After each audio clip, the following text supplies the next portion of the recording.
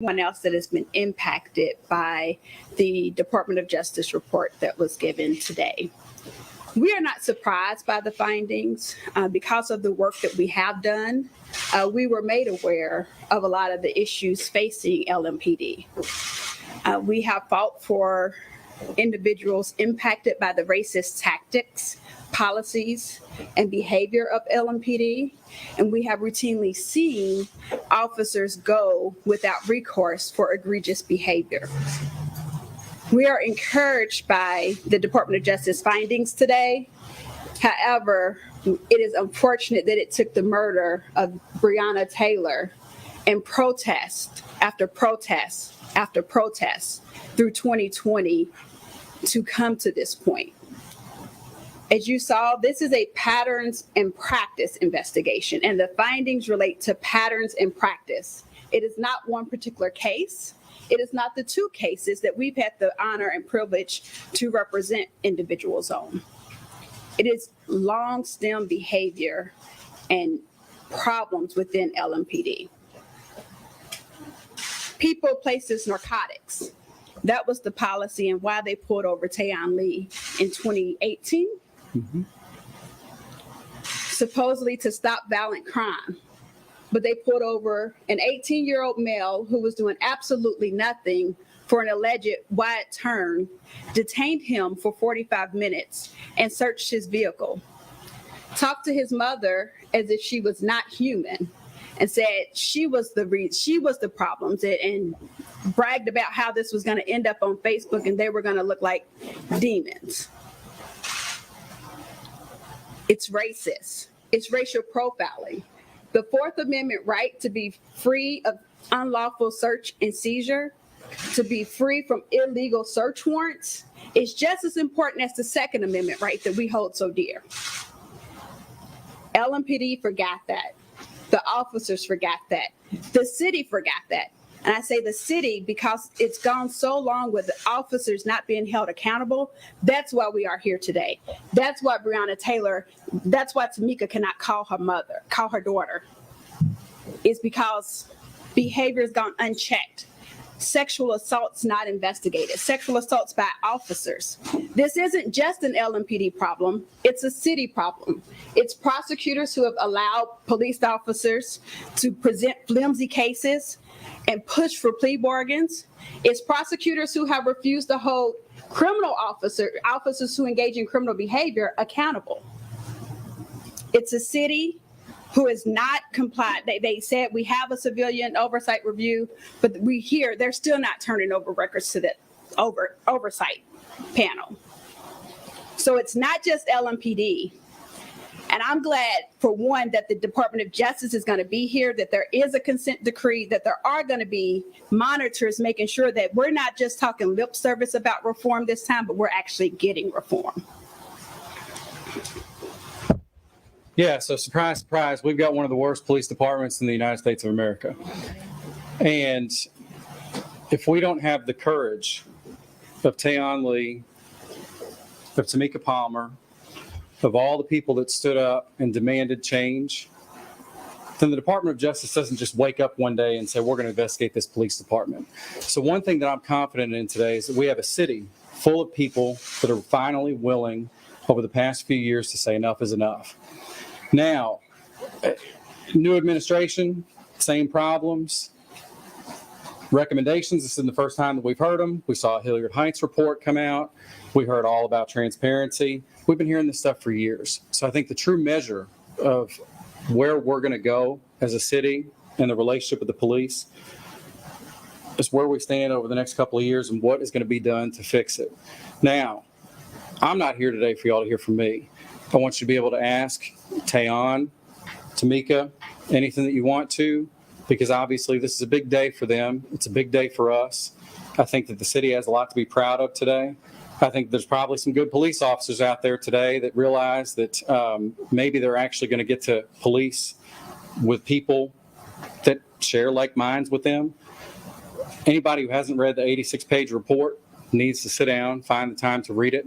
There are certainly things that were in there that I'd never heard of, whether it came from sexual assault victims, teenagers that, were beaten badly,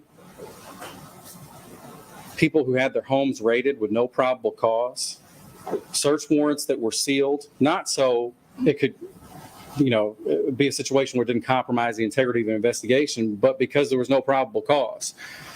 Traffic stop after traffic stop after traffic stop that went unrecorded and unreported. And these types of things don't happen unless it's absolutely systemic. We're not talking about a few rotten apples in a police department. We are talking about a culture of cover-up, of collusion. And finally, the Department of Justice puts together this report that essentially says, you guys have a crisis on your hands and you need to fix it. So let's see what they do with it. But we're thankful for a lot of people today, especially these two courageous souls right here. Questions? Tamika, could you talk about, I know there's been a lot of misinformation about the settlement. I see you have on your uniform, you went back to work because your patients missed you. Does this give you vindication you've been waiting for? No, I mean, it's heartbreaking to know that everything you've been saying from day one has to be said again. Through this manner, that it took this to even have somebody look into this department. I don't know. General Garland specifically talked about the warrant in Breonna's apartment. When you heard that today, what went through your mind? Because he essentially said that they shouldn't have. Heartbreak all over again, because I knew that to begin with. I said that from the very beginning. We've asked that question 100 times over and over for no one to ever give you a direct answer. I hope the search warrant information that Merrick Garland and Deputy AG Kristen Clark discussed is really evaluated at the judicial level too, because those search warrants don't get signed without judges. And so you have to, as judges, and I'm going to challenge our judges, yes, this investigation was on the patterns of practice of the police department, but I'm going to challenge judges to look closer at search warrants. If you keep seeing the same language over and over, you have to dig more. Police officers aren't allowed to get to that point if you challenge them when they come to you for your signature. Judges have to sign police reports. Prosecutors, you have to be more involved in your cases. So while this is about LMPD, it's an indictment on the full criminal justice system in Louisville, Kentucky.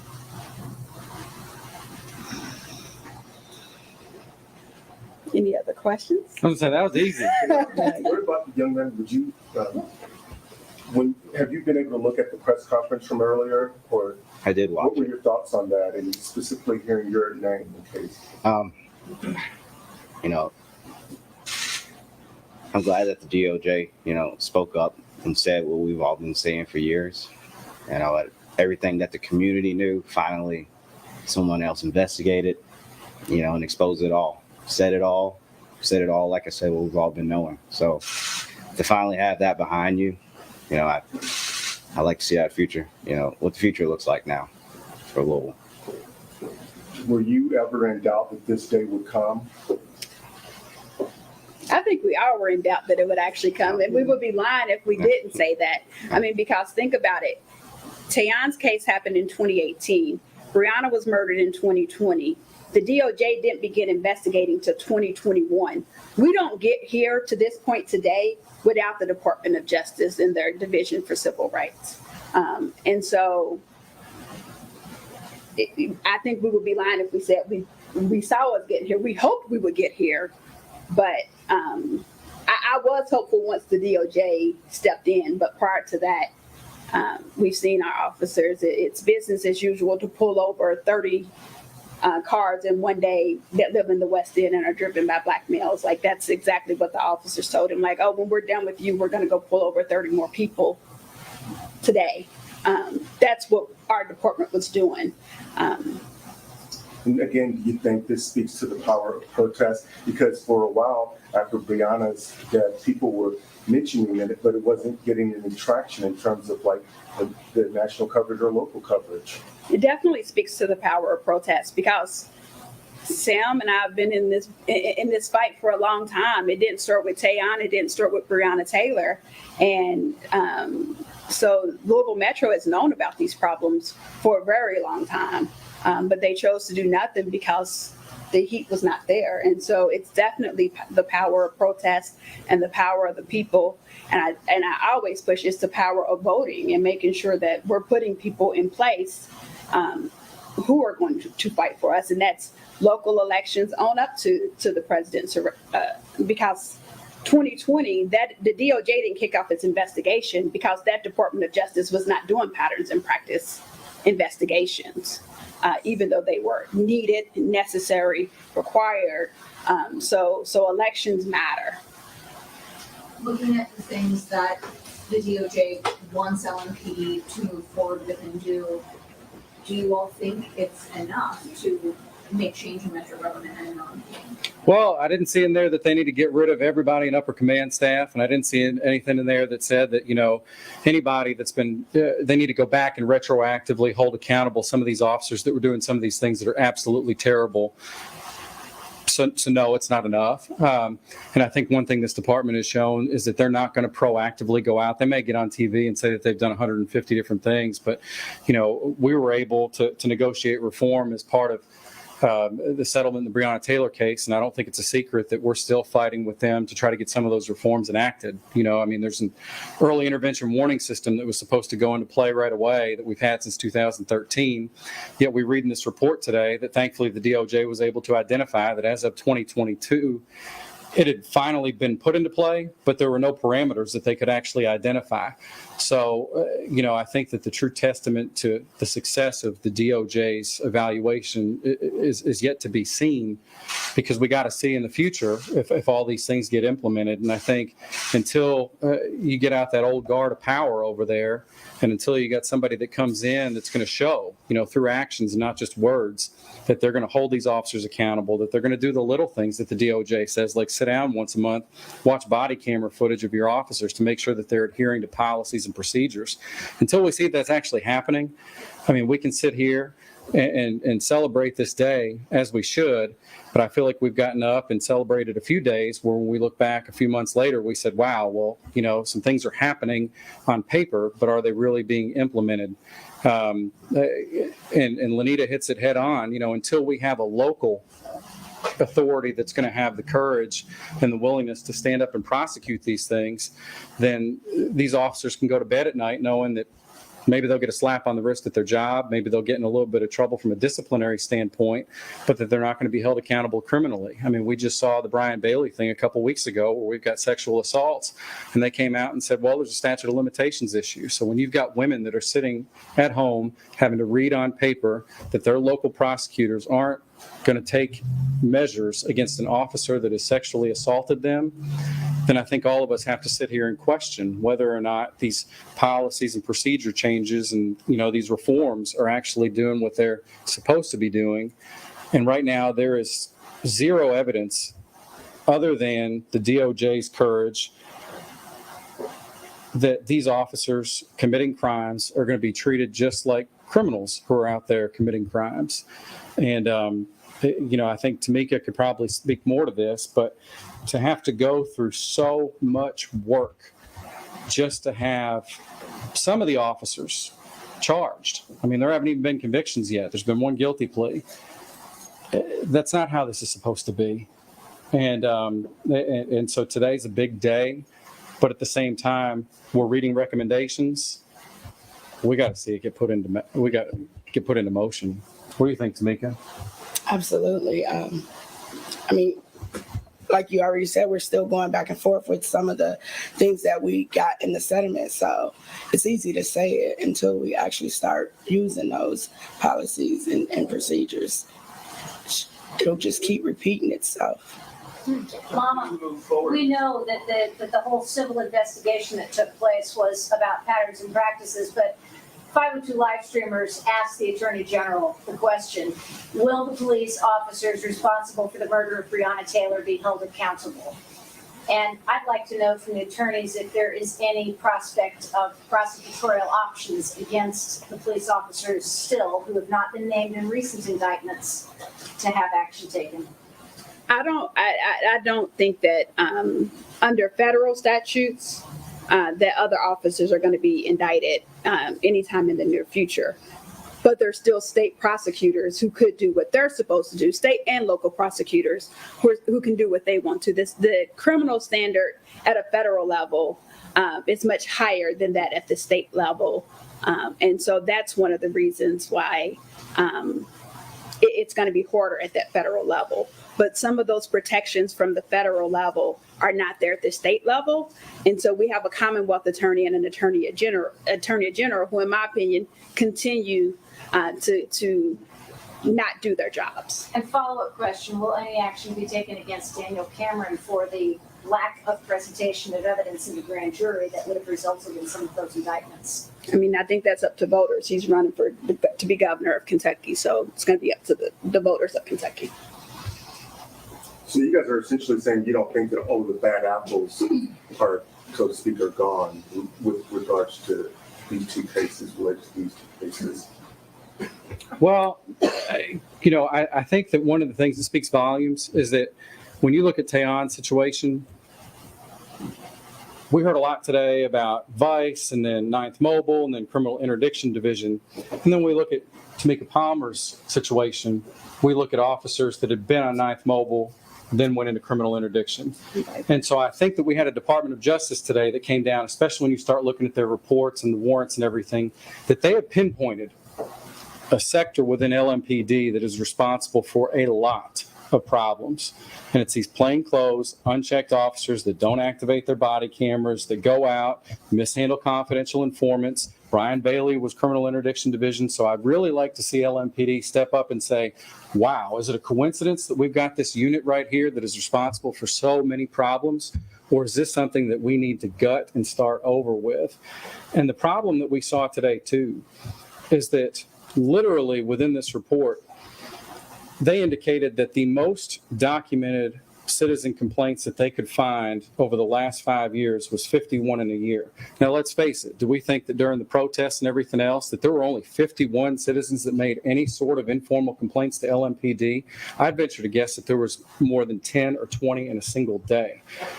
And if you don't have a system of being able to document these complaints, make them part of an individual's file, investigate them, hold them accountable, then these officers think that they can operate each day with the full protection of those that are supervising them. So the first thing that LMPD needs to do, and they need to do it now, is they need to get civilians in there. If they can't find more officers, I'm sure that they can find civilians that are going to process these complaints, that are going to make sure that they are systematically investigated, and that officers are held accountable, because all of us should be able to call the police if we have problems with an officer and make sure that it's going to be thoroughly investigated, because it's scary, Stefan, to think about how many of these could have been sexual assault, excessive force, search warrants that were, that shouldn't have been conducted, theft, whatever it is, that involved officers that went on to continue to do it over and over and over again with no documented history of ever doing it in the past. And that's scary. What's the status of Taya's case? Did you guys address that? Well, Taon's case is actually referenced within the report, not by name, but you'll see where a federal judge ruled in 2022 that a traffic stop was prolonged, that it was unlawful, there was a violation of the Fourth Amendment. That was Taon's case. We had a judge in the Western District who came down and said that, their tactics of bringing over a canine, making them stand on the side of the road with handcuffs, patting them down when it was clear as day, and frisking him when it was clear as day that he had no weapons on him, that it was unlawful as a matter of law. Now, it's still scheduled to go to a jury trial to, assess what the damages are and what that's worth. But the judge has already ruled, in our favor legally. Thankfully, that officer was part of that unit that was doing this 30 times a day. He's gone, but he still wears a badge, and they still closed his investigation by exception. So there's no record of him actually committing any sort of misconduct. And he's over the bridge, policing over in Jeffersonville. But we had the judge get it right on that one. Ms. Palmer, With this coming so close to the 3-year date since your daughter was killed, how would you like people to remember her this coming Monday? And what does it mean to have, I guess, this information, this report come out at this time?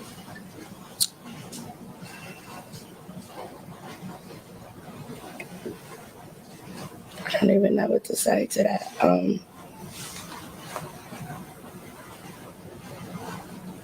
I don't even know what to think. To know that this thing should have never happened, and that it took 3 years for anybody else to say that it shouldn't have. When you hear her name on the national news or talk shows, Michael Eric Dyson included a chapter in his latest book about Breonna, and her name is said just like you would say any other well-known person. Does that give you any comfort just in terms of keeping her name alive and change that's happened around the country? It goes to say I've always knew she would be great, that she would do good things. It shouldn't have took this. And I go back to the beginning when Tamika always said, like, if one thing that the only positive thing that could come from losing her daughter is that she prevents other people from that same fate. And I think that today is indicative of that. I think when the officers that have been indicted were indicted, that's indicative of that. But only when we see true change, I think at the end of the day, this report solidified what Tamika knew, is that she should be able to pick up the phone today and call Breonna and talk to Breonna.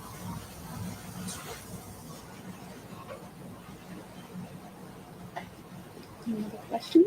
Anyone else? All right. Thank you all. All right, thanks, everyone.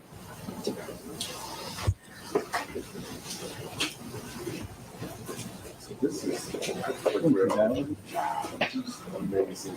But in this book, I have it at home, and that we have a chapter on